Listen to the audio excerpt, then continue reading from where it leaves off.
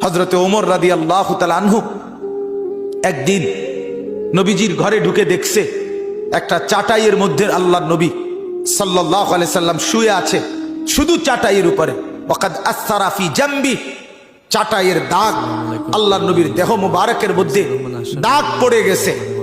মাথার নিচে একটা খেজুরের ছাল দিয়ে বানানো বালিশ, আর একটা চামড়া ঝুলানো, আর কিছু ছাতু পাউডারের মতো পায়ের কাছে রাখা, যেগুলো পানি দিয়া গুইলা খাবে। হযরত ওমর ঘরের মধ্যে চারটা জিনিস দেখছে, একটা চাটাই, একটা খেজুরের ছালের বালিশ, একটা চামড়া, আরেকটা ছাতু অল্প কিছু খাবারের জন্য। হযরত ওমর অজরে চোখের পানি ফেলে কাঁদতে শুরু করছে। আল্লাহর নবী বললেন, মা ইয়াবকিকা ইয়া ওমর, ওমর কে তোমারে কাঁদালো, কাঁদতেছো কেন?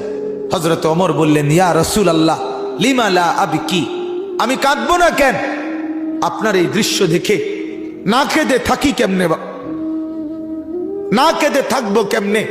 রোমের বাদশাহ, পারস্যের বাদশারা রেশমের কাপড় পরে স্বর্ণ রৌপ্যের গালিচার মধ্যে বিছানায় শোয়, আর আপনি শ্রেষ্ঠ রাসূল, সাইয়্যিদুর রাসূল, মুসাদ্দিকুর রাসূল, নবিয়ুল আম্বিয়া, নবিয়ে দু জাহাঁ, নবিয়ে দু শাহা, নবিয়ে দু আলম, ফখরে মওজুদাত, কায়নাতের সরদার আপনি। আপনার এই হালাত দেখে আমি কাঁদবো না কেন?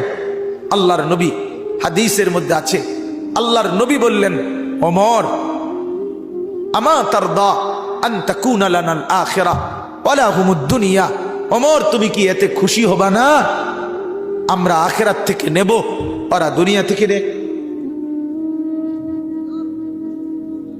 ওরা দুনিয়া নিয়ে নেক, আমরা আখিরাত থেকে নেব। হযরত ওমর চোখের পানি মুছে বললেন, ইয়া রাসূলুল্লাহ আমি রাজি, আমরা আখিরাত থেকেই নেব, ওরা দুনিয়া দিয়ে দিলাম। ওয়ালাউলা আন ইয়াকুনা আন-নাসু উম্মাতান ওয়াহিদা লাজআলনা লিমান ইয়াকফুরু বির-রাহমান সুকুফাম মিন ফিদ্দা। আজীব আয়াত কোরআনের এটা। আল্লাহ বলে, শোনো বান্দা, ওই বান্দার শোনো, আমি না চাইছিলাম কাফের বেঈমানকে ঘর বাড়িগুলো শুদ্ধা স্বর্ণ রৌপ্য দিয়ে দুনিয়ার ঘর বাঁধাই করে দেই, দুনিয়া তারে দিয়ে দেই পুরাটা, তোমারে জান্নাত পুরাটা দিয়ে দেব।